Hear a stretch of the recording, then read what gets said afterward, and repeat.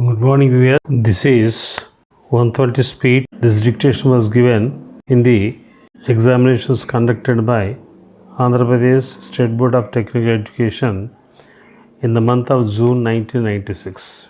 In this dictation, some difficult words are there, and you are advised to check up the correct outlines and then write this dictation. Some difficult words I am telling you. Seren, Seren. Abounds, Abounds. Vitality, Vitality. Benediction, Benedictation. Fragmented, Fragmented. Affluence, Affluence.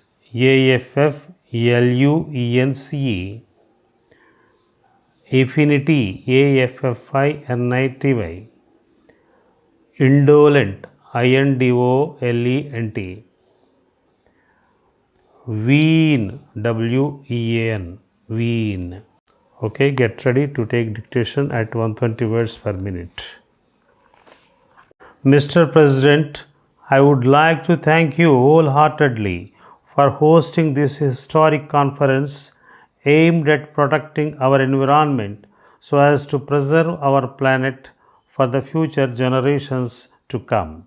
The city in which you are hosting the conference is quite serene and at the same time abounds in vitality.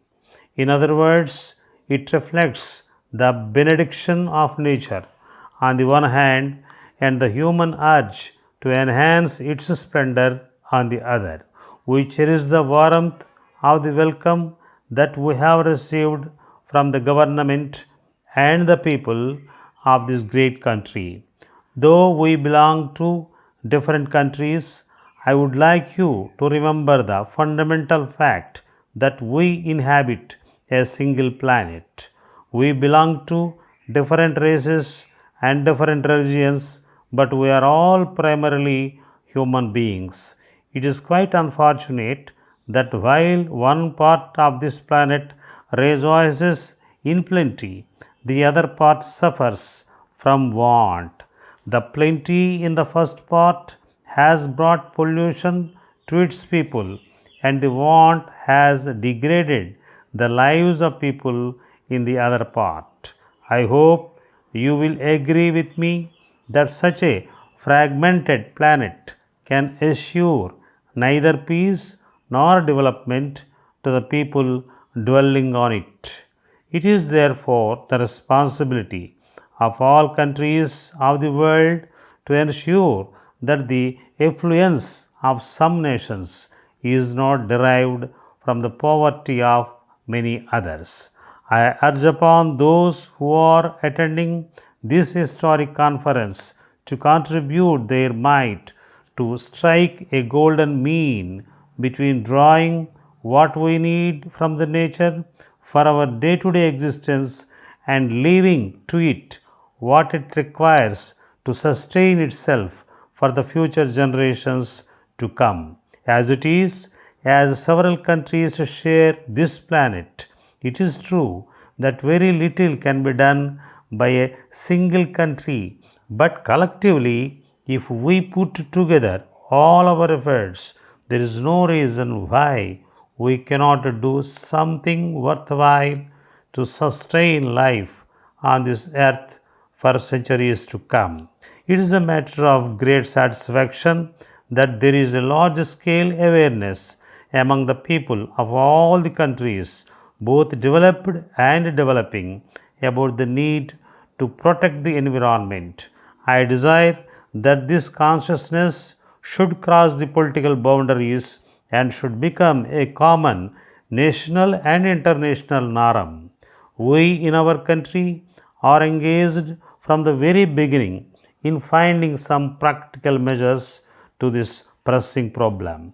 My predecessor, having thought over the subject of environment minutely, had suggested the creation of a planet protection fund for the purpose of developing technologies in order to help protect the environment. I appeal to the leaders of all the countries to give a serious thought to this proposal, as it is absolutely necessary to develop a whole range of such technologies. I would like to make myself quite clear at this juncture. It is not a simple question of transfer of technology.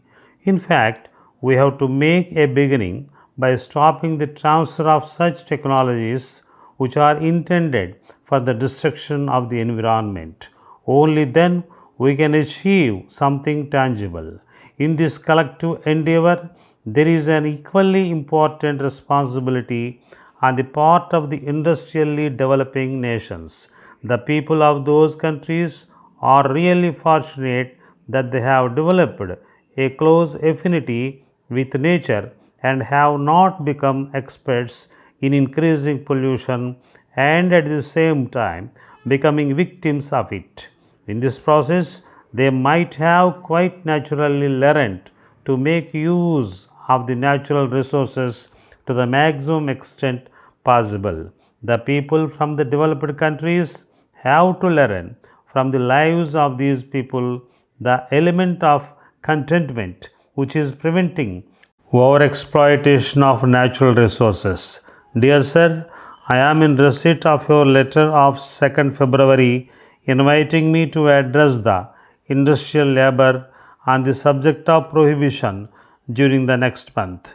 I must really congratulate you for having got such an excellent idea of educating them about this very important social evil.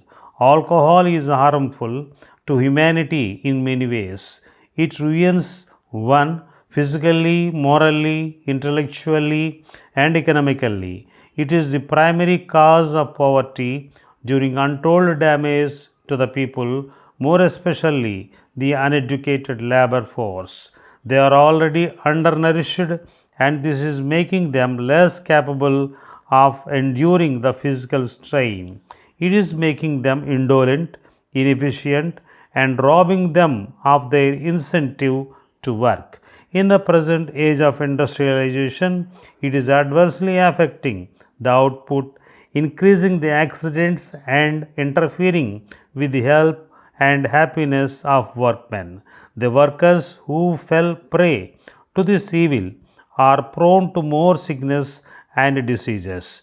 Their average output is far less and they are exposed to the risk of accidents much more than the others.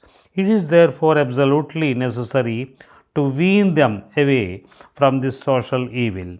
What is required at present is the creation of a strong public opinion by making an effective and sustained propaganda.